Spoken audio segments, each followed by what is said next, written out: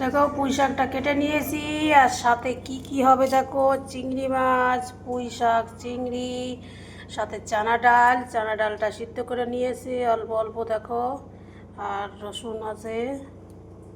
কড়াইতে জল দিয়েছি, জলটা গরম হবে, জলটা ভালো করে ফুটিয়ে নিয়েছি। এবার তরকারিটা ঢেলে দেবো,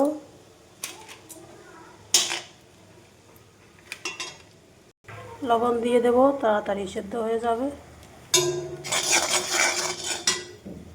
তরকারিতে লবণ দিয়ে দেবো, অল্প এই হলদি দিয়ে দেবো, একদম কম হলদি, বেশি হলদি দেওয়া যাবে না। কাঁচা লঙ্কা বাটা।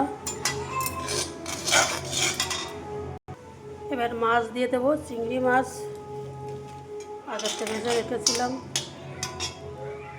এবার সেদ্ধ করা চানা ডাল দিয়ে দেবো,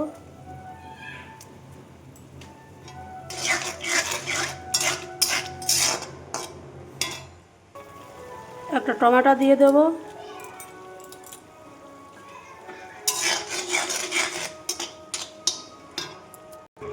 এবার সম্বরা দেবো। কড়াইতে তেল দিয়েছি,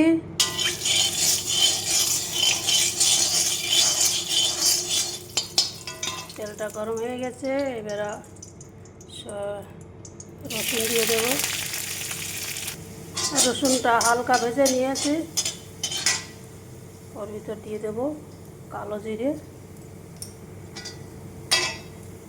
কালো জিরে দেওয়ার সঙ্গে সঙ্গে তরকারিটা ঢেলে দেবো।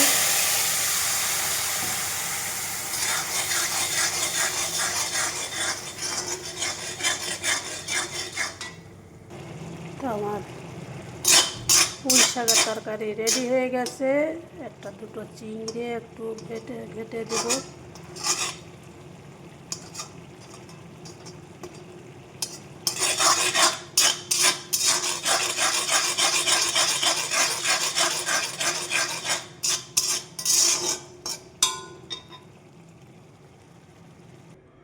চিংড়ি পুঁই শাক রেডি হয়ে গেছে। তা ধন্যবাদ সবাইকে ভিডিওটি দেখার জন্য। যদি ভিডিওটি ভালো লেগে থাকে তাহলে লাইক কমেন্ট শেয়ার অবশ্যই করবে, আর এইভাবে আমার পাশে থেকো সবাই।